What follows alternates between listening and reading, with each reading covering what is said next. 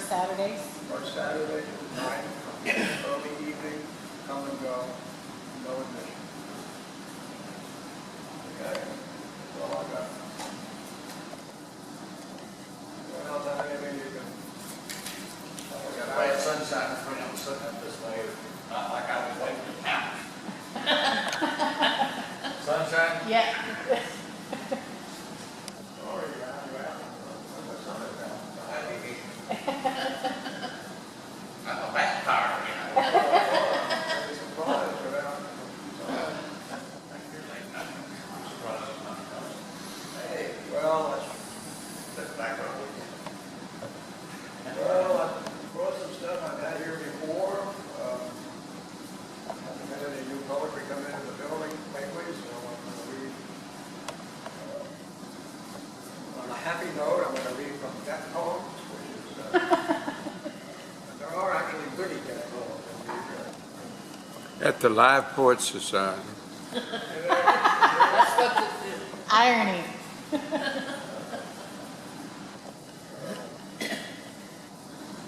Let's see.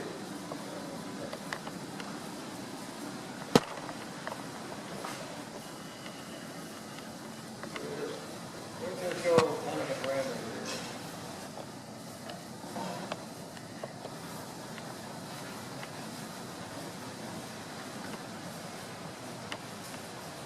All right, this is from a chapter called The Crossing, in which poets talk about the moment of death. That should be really exciting. I'll just read a couple from here. I'll read a few more Billy Collins poems that we read last month, and I will give up the podium. This is by Emily Dickinson, who you may have heard of before. My favorite poet. Well, this is called I Heard a Fly Buzz When I Died. I heard a fly buzz when I died. The stillness round my form was like the stillness in the air between the heaves of storm. The eyes beside had wrung them dry, and breaths were gathering sure for that last onset when the king be witnessed in his power. I willed my keepsakes sighed away what portion of me I could make assignable, and then there interposed a fly with blue, uncertain, stumbling buzz between the light and me, and then the windows failed, and then I could not see to see.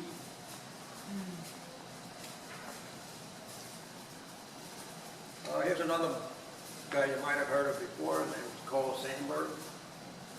It's called Stars, Songs, Faces. Gather the stars if you wish it so. Gather the songs and keep them. Gather the faces of women. Gather for keeping years and years. And then loosen your hands, let go and say goodbye. Let the stars and songs go. Let the faces and years go. Loosen your hands and say goodbye.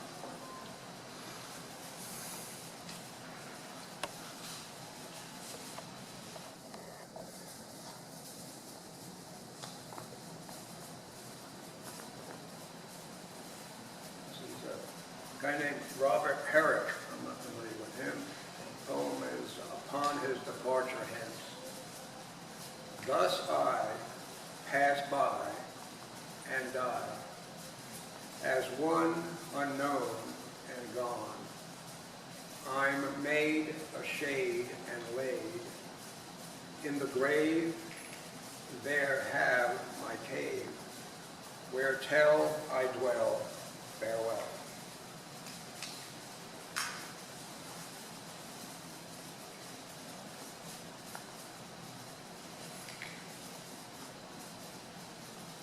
This chapter is called Remains and Rituals, in which the poets examine corpses, visit graveyards, attend funerals, and otherwise deal with physical remains. Another happy chapter.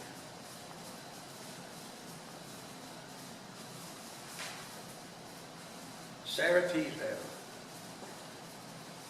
This is called June Night. On earth, you are too dear tonight. How can I sleep while all around floats rainy fragrance and the far, deep voice of the ocean that talks to the ground? Oh, earth, you gave me all I have.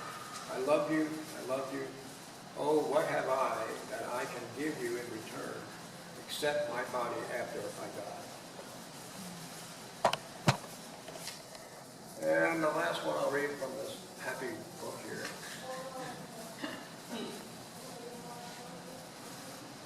Happy trails.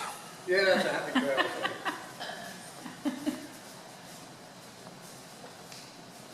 This is called Them Bones, which is related to the traditional Them Bones.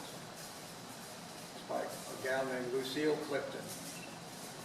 Them bones will rise again. Them bones will walk again. Them bones will talk again. Now hear the word of the Lord. Now this part she wrote. Atlantic is a sea of bones, my elegant apricons, connecting Wada and New York, a bridge of ivory. Seabed, they call it. In its arms, my early mothers sleep. Some women left with babies in their arms. Some women wept and threw their babies in. Material armies pace the Atlantic floor. I call my name into the roar of surf, and something awful answers. This was all from Death Poems, which was edited by a guy named Russ Kick, K-I-C-K. And it's got lots of great authors in it. There's James Joyce and C.S. Lewis and Jane Austen and Shakespeare and lots of other great poets.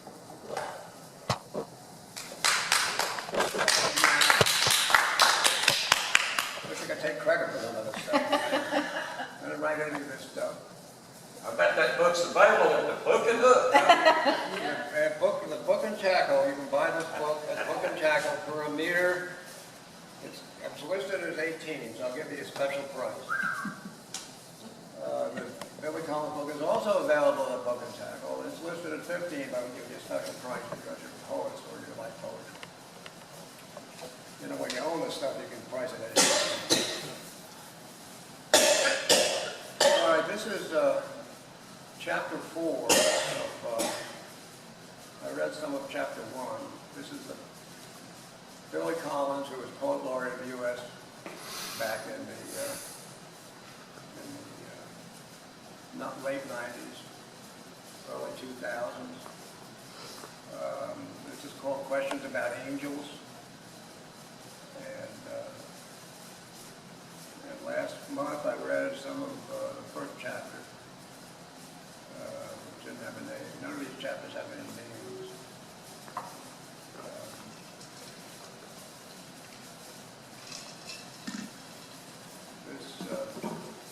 This first poem in chapter 4 is called The Life of Riley, a definitive biography. I don't know who Riley is. Maybe you will find out.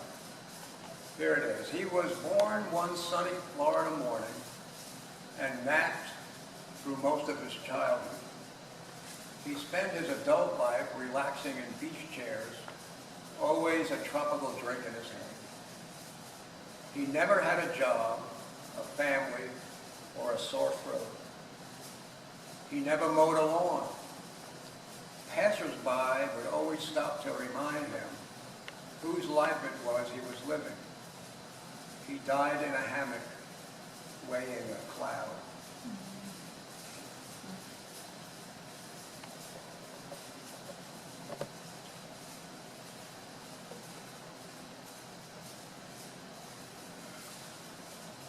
Saturday morning. I wonder if I have become smaller, or has the bedroom always been the size of a western state? The aspirin bottle is in the medicine cabinet, 200 miles away, a 6-day ride, and my robe hangs from the closet door in another time zone. A strange circumstance for one who was a giant king last night in a principality of thimbles, where all money was smaller than dimes, and the flag over my castle displayed a flea. But no matter, the television is right next to the bed, and Donald Duck is taking his nephew's ice skating.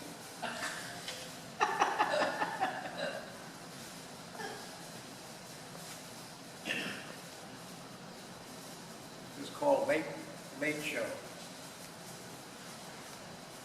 No wonder everyone loved the private dick, whose only badge is a pack of camels, and who never dies until the movie is over, and nobody can watch him ride. He charges $100 a day plus expenses, and there would be plenty of time to relax between cases. The only suffering in the world would be those blackjackers from the blind side, his nods to mortality. But then he fades into a soft dissolve and comes to on a sumptuous couch, a blonde in a nightgown rubbing his temples and pouring brandies as she reconsiders the double cross. What better style of transport than an open car scootering along the coast highway, one hand on the wheel as you unravel the onion of the murder so fast even she can't follow? What better place to think things over than a swivel chair in a darkened office, the pulse of the neon hotel sign illuminating your notorious face, your hat hanging on the rack where you tossed it on the way in?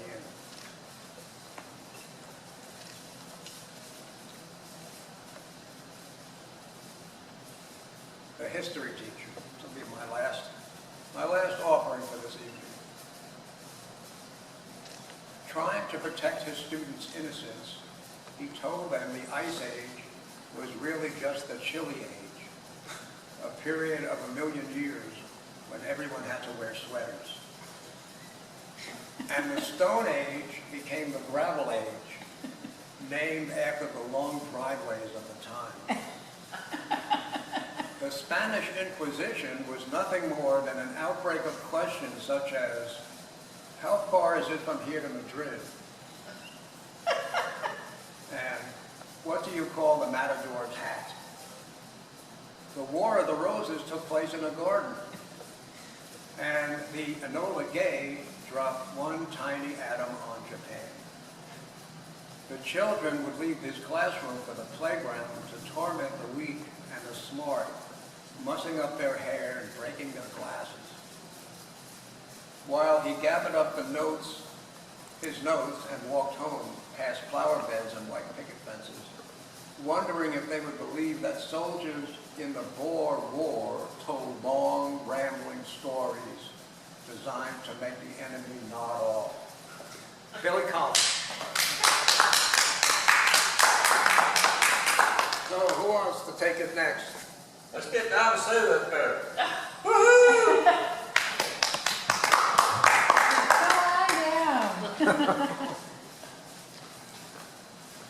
Well, this is kind of out of my league, but Ken, my partner, couldn't be here because he had a great 4-year-old great-granddaughter birthday party. Yeah. But anyway, if I mispronunciate or whatever, y'all just go, These are short and sweet, so I told him make, not very long. So I thought they were kind of cute. May I say that I like May? I wish every day was May kind of day, with growing grasses and buzzing bees, with blowing breezes and flowering trees. That was Helen Moore. This other one, I like this. It's called Life in the Garden. Life in a garden, good friends are the flowers, and time spent together lasts happily as sours. And friendship, like flowers, blooms ever more fair when carefully tended by the dear friends who care. Very good. That was great. Yeah, I saw him in Brooklyn this week. I asked him, he had a choice between here and the Northeast for his 4-year-old grandkid. I said, you go with the grandkid. Yes, That's not always a choice. no, Go ahead, son. that's no choice. Oh, okay. Sonny, you go with the I grandkid. couldn't Yeah, volunteer. come on, girl, you can do it. You're on the air. Thank you, audience. So this is my first time reading, so please have patience with me. And for those of you that don't know, though I'm sure Poppy mentioned it a time or two, I've been living in New Zealand the past few years. And I just came back last year, so I thought I would share some poetry from New Zealand.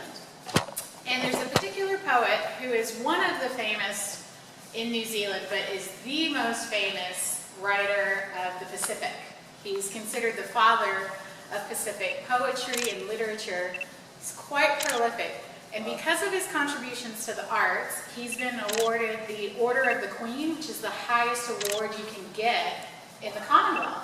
So he's quite amazing, and I've actually had the good pleasure to meet him because his daughter was the manager of the Fulbright program in New Zealand, and so I got to, get to know her and know him, and I heard him speak, and I was so blown away with his work. So I thought I would share some of it today because of his contributions, but also the other reason is I always find it really funny. I suffered from this as well. Everyone's got a very clear picture of what New Zealand is, and it's happy, and it's full of hobbits, and it's beautiful, and it is all of those things.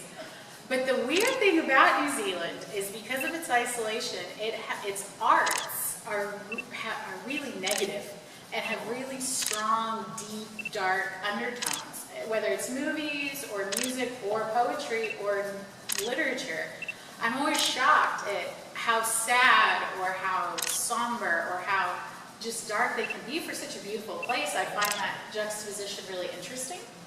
So these poems are a little dark, but the first one is quite short, and it was the ending that I cracked up at. So I'll start with this one. It's called The Flying Fox, which is a little fruit bat. Well, it's not little, it's quite a big bat. It's called Flying Fox. And the poem is, more rat than bird, more superstition than fox. You hang from that banyan branch like a deflated black umbrella. And when you flap through the sky across a waxen moon, and the dead rise up to haunt me, you're more real than Batman. With your razor-sharp teeth, you eat the ripe mangoes and the pawpaw fruit on my plantation. But wait until I catch you. I'm going to gut you and roast you and eat you. I'll enjoy the eating because I'll be chewing Batman, Count Dracula, and all superstitions about vampires. I just thought that was delightful. So that was that poem. I thought that was just I chuckled as I read that.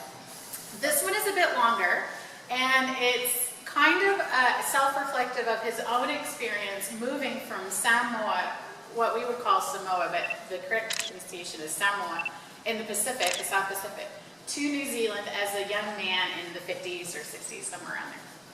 So it's about his journey and how he's trying to get used to New Zealand and the tragic history of New Zealand. It's called Into the First Cold. Once his sight did not know the 4 seasons. He was born into Samoa's 2 seasons of wet and dry, and the air's wrath that barely dropped below 85 degrees. The lush forests did not ever shed their green, and crops sucked up the soil's precocious blood all year round. No need for fur or other animal skin. Across the Pacific, on the banana boat, out of the sun's clean, into a cold that seeped down into his marrow and wouldn't let go. A journey from warm ease into the seasick body crunched up in his first ever woolen clothes and shoes. The seas and skies turning wilder, darker, predicting a New Zealand locked in the loneliness of cold. First at boarding school under that cone-perfect Mount Taranaki, covered in ice and snow and tapu, the cold and the homesickness gripped his every bit. The teachers ordered early morning runs and cold showers afterwards to toughen the will against the invading winter and to shape them into men who wouldn't flinch from any kind of pain. Rugby and military drills were the other manly prescriptions, twice weekly rugby practice and the game against another school and winter. Tackle and tackle, attack and attack. The pain was exhilarating and beat the cold and forged the ideal team that would die for one another. Winning wasn't everything, it was the only thing. Military drill and prickly uniforms, with his courage as steely as the rifle that he carried in those epic school parades with their much-medaled headmaster in splendid command, and some of his teachers mimicking the decorated heroes that they'd seen in World War II, while others went silent. They refused to glorify that futile leap into colonial war's insatiable gods. Left, right, left, right, left, right, halt! Young, fit, acclimatized, he now lived comfortably with the cold weather and being away from home. But every morning when he walked into Tananaki's compass to breakfast, and he could see the mountain, it signaled that not all was well on this path. His history teacher praised Te Whiti's stand at Parihaka. He researched Parihaka, and he discovered almost 200 years of settler invasion, fraud, and theft of indigenous land. A deadlier cold slid into his throat and held him hostage to an anger as rich as Taranaki's beauty and in defiance of colonialism, injustice, and greed behind the eyes. And that was my poem. Thank you. I want to apologize that In the Garden was by Helen Steiner Rice. Oh, okay. It's always good to know the name and the context. Yeah. Well, I found, while doing some research, I come across an article back in 1962 where Joe Dan Boyd had made a trip across the Arizona desert and all that, and he stopped in to get him a refreshment, and the fella offered him a cigar. So he lit the cigar up. He blowing smoke rings. I'm sitting there thinking about his day's adventures across the Arizona territory. About the 10th ring that he blew up there, a Native American walked up and said, "You say one more thing about my sister and I'm going to beat you." I don't know if there's any truth in that.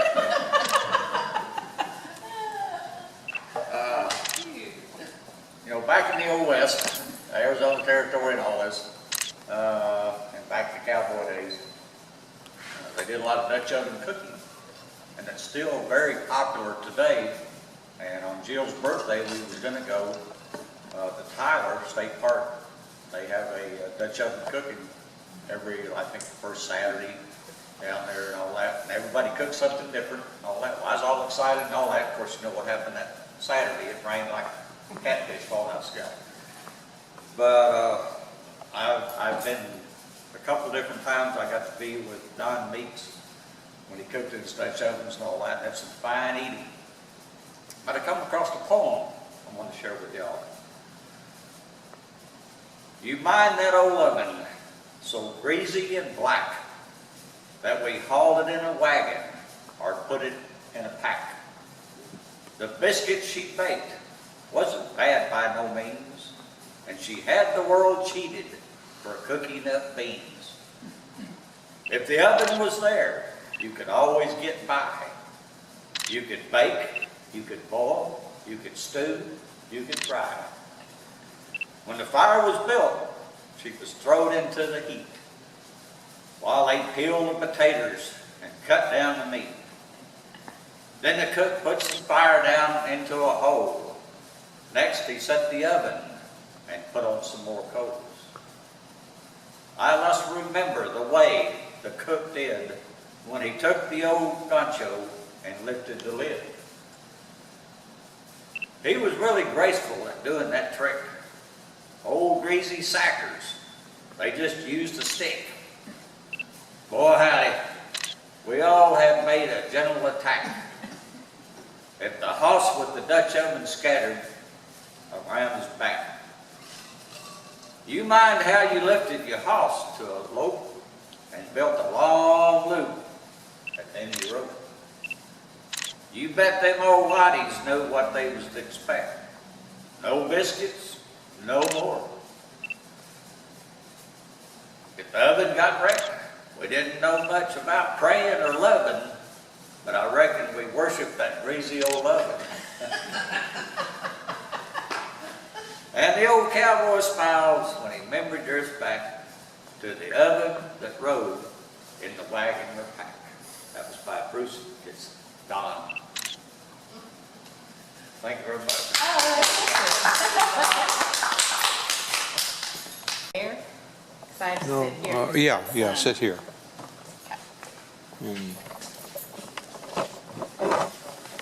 It's our leader. It's our leader.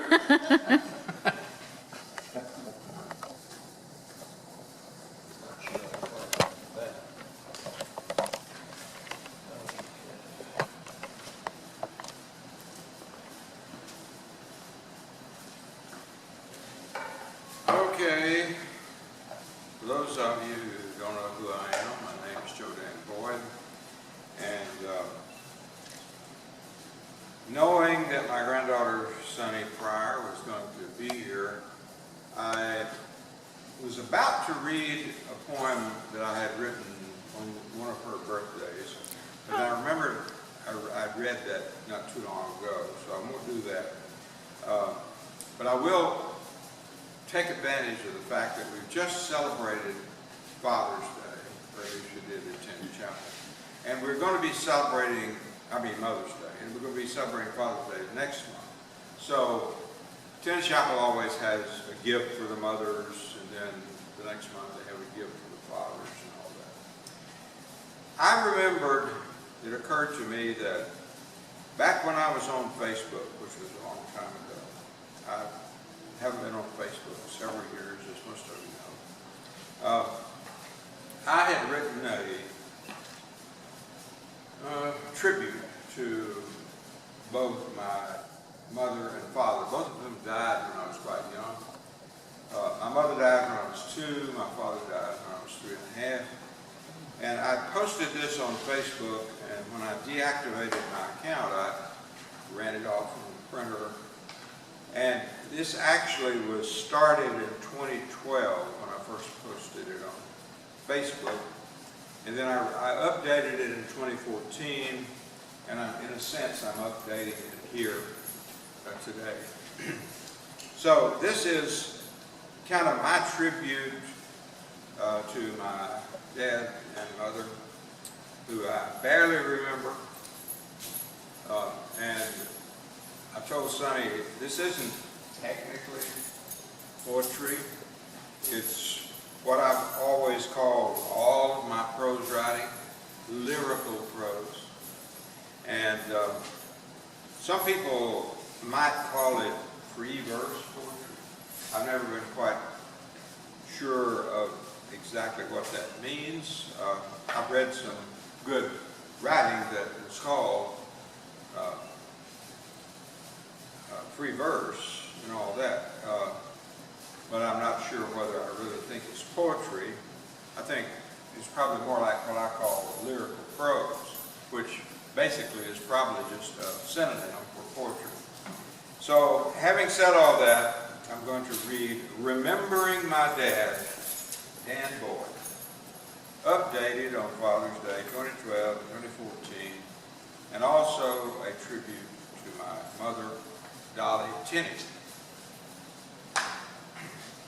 His name was Dan Boyd, and he was my father. And I have only hazy memories of him in the flesh. After all, I was only 3.5 years of age when he died, surviving his wife, Dolly Tenney Boyd, my mother, by about 18 months. Both died in the mid-1930s. That opposites often attract might explain the unlikely meeting, the unlikely romance, and the unlikely eventual marriage of Dolly and Dan, both natives of Wood County, Texas, who spent most of their brief adult lives struggling with the stark strata of emotional and economic tumult that we now regard as a three-word footnote to history, the Great Depression. But they would marry and have 3 children, Jodan, Nelda, and Tommy, before both died young in 1936 and 1937. Dolly, born June 4, 1913, to Ambrose and Elizabeth Tenney, was destined to be the beauty and baby of a large farming family with strong roots in the Old South, where her Alabama ancestors had sided with both the Union and the Confederacy. Her parents believed in hard work, religion, education, sobriety, and neighborliness. She would become the family princess, carefully shielded from opposing viewpoints. And her beauty would assure her a choice of a marriage partner from worthy men who shared both her sheltered social life and her high aspirations. By the time Dolly was 15, she had finished 8th grade at Vernon Country School in Wood County, had been baptized at Tenney Chapel Methodist Church, which had been founded by a land grant from her father, and she was on track to become a 1932 graduate, and that would have been the first in her family to graduate from high school. Winnsboro, Texas, WHS, 1932. A 3-mile walk to and from her farm home. There, before her graduation, she was a serious student, enjoying home economics and playing for the girls' basketball team. At the old Tenney home place, where Dolly was born, raised, played the organ, demonstrated her dancing skills, and sometimes organized Sunday evening social events, such as ice cream suppers, recalls Helen Miller, one of Dolly's nieces, who was also a childhood playmate of Dolly's. No formal invitations ever went out for such events, says Helen. News was passed by word of mouth, and anyone in the community who heard about a social was invited and welcome to attend. That would have included Dangerous Dan Boyd, a rough and rowdy man's man, widely regarded as a bit reckless, willing to take a drink, having a short fuse,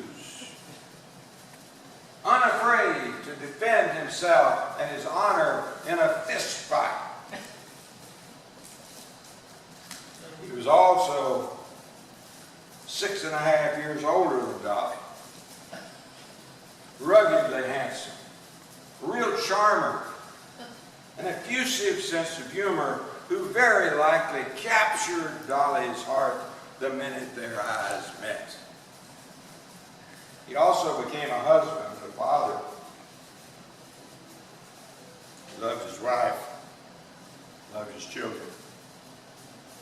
That's according to his sister, my Aunt Mary Boyd Poe, who told me a lot about him after I moved back to Wood County in 1997. From Aunt Mary and another aunt, Aunt Stella Boyd Weems, I learned of the Native American Cherokee history on my dad's side of my family. To help make ends meet during the Depression, Dan joined the Civilian Conservation Corps, the CCCs, the New Deal creation of FDR, from which he obtained permission to leave a Colorado CCCC, 3 C's, camp in February of 1936 to be with Dolly in her final hours of life.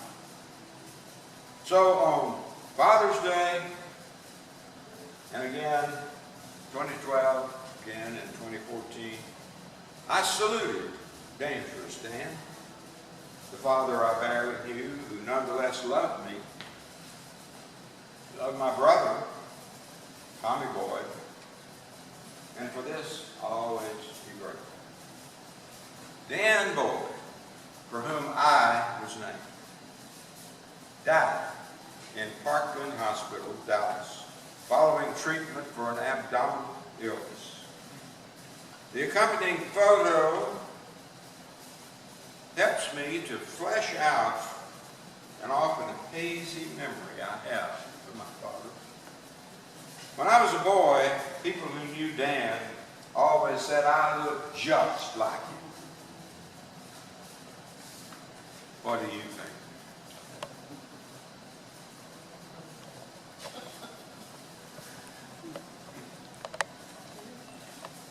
The two Dans. It's the dangerous Joe Dan now. Yes. Thank you. As you know, we always close with a paragraph from How to Read a Poem, To Fall in Love with Poetry by Edward Hirsch.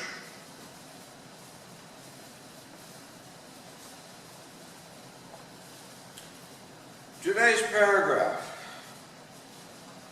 begins mentioning another, not my favorite poet, but one of my favorite poets. Emily Dickinson is indeed my favorite poet of all poets. But I like Ralph Waldo Emerson as well. And the first 3 words in this paragraph. Ralph Waldo Emerson once said that poetry is what will and must be spoken. What will and must be spoken. It is a secret that can no longer be kept secret. A way of knowing. Poetry is a way of knowing. Perhaps poetry exists because it carries necessary human information that cannot be communicated in any other way. Some of that information is joyous. Some a distress signal from afar that whispers in the inner ear. But as Paul Valéry said about Pascal, a distress that writes well is not so complete that it has not salvaged from the shipwreck. The poet is a maker who salvages from the shipwreck in a particular way. Writing poetry is a way of getting something right in language, of metaphoric or transformative thinking. Articulation gratifies, and the art of making is itself a great consolation. The passion may be terrible, Dennis Donahue writes in ferocious alphabets, but the syllables are a relief. I'm sorry, that's the end of the paragraph. So, Tomorrow night at Tenney Chapel, the Quintessential Country Church, beginning at 6:30 p.m., Tenney Chapel Music Night happens again. We're in the 7th year of this event, and those on the program tomorrow night include Doc Davis, and his 2 partners for that event will be, if tradition follows, Chris Martinson and Chantal Davis. Chantal will be there. But Chris is in Germany. Chris is in Germany with his mother. He'll be back next week. So Yeah. Okay. ordinarily he's there. The big, tall, lanky guy will not be there. Yeah. Following will be the Dulcimer Dames. 5 ladies who play the dulcimer. They'll be amplified and they'll be on stage at one time, and they will be playing together. And they've been on our stage before. They're always a big hit. It's not the full group. I think somebody said there was a dozen of them that are members of that group. We've had, I think, as many as 6 of them on our stage before. There'll be 5 of them there tomorrow. I have a friend that's learning the dulcimer, and she's wanting to meet these ladies, so she's coming to Tenney Chapel. Great. I'm sure they'll try to draft her into the I'm sure. into the She's order. ready. She would love to do that. We're going to have a Ron Larson, who's a great singer and plays guitar. He does what I call modern country stuff that's like some of the I do old time country and The real old country. really old stuff. Ron does things like Brooks and Dunn. Some of that. Some people would consider that a good ways back, but I consider it modern. One of the greatest songs I think I hear Ron do a lot is called Neon Moon. Yeah. And I'd never heard that song until Ron did it at one of our events. And a lot of people that like modern country are quite familiar with it, but I'd never heard it before. And then we've got a guy named Stephen Brantley, who is a quintessential version of the bluegrass high tenor.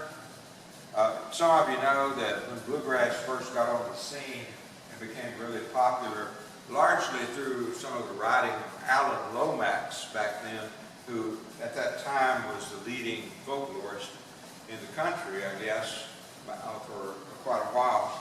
He's the son of John Lomax, who wrote the big cowboy songbook that Doc uses a lot. And Alan Lomax called bluegrass folk music with overdrive. And then he said that, I'm not sure if he coined the term or not, but he used the term to talk about people that have this high voice that really harmonizes with everybody else in the band, a high lonesome sound. High lonesome. Well, that's what Stephen Brantley does. He does the high lonesome sound. Has he been on our stage before? No, this will be his first I just appearance. fixed to say, because me and Ken's been to every Tenney Chapel, and I don't remember. I'm sure we'll get him again if possible. I really like him. Talking about that high tenor voice, we had a young man in our church, and it's beautiful. If you've never heard of it, when they harmonize, it's beautiful. And he'll be, Stephen will be backed up by Galene and Eugene Allen playing bluegrass. Galene plays the stand-up bass that the traditional bluegrass groups use, and Gene plays 3 instruments really well. He plays the fiddle, he plays the mandolin, and of course he plays that 5-string banjo, which gives bluegrass its really distinctive sound. And then our closing act, because George Jordan, our original Tenney Chapel troubadour, who normally closes, some of you heard this, you know that his grandson was in a terrible fire accident, and he's being treated for third-degree burns at Parkland Hospital in Dallas, and is doing reasonably well, the last I heard. I heard that yesterday. Yeah, Really good. and George won't be able to perform tomorrow night, but the 49% band, that's the name of it, 49%, and it's Larry Gamble, Roger Kuhn, and Mike Holt, and probably Woody Thornton on drums. They'll be our closing act, and it's free, starts at 6:30, ends at 8, and everybody's welcome to be there. Got the best coffee in the house. Yes, Doc is our, and Donna, I guess, are our coffee maker, I suppose. Thank you very much, and once again, thanks to Vic Clark, owner of the building, to Donnie Ditto, manager of the Culture Club Gallery, and as always, to Conrad Wolfman, who leads us off, gets in the spirit, brings us up together on the bench, who has been in part and largely responsible for keeping this group together by providing us a home for many years. So thank you, Conrad. Move on, Conrad. Joe Dan, do you mind, are those pictures really you and your dad? Yeah. Do you mind if I take a picture? Because I'm going to explain your point to Ken, and I want him to see these pictures. These pictures will not go anywhere else. I don't care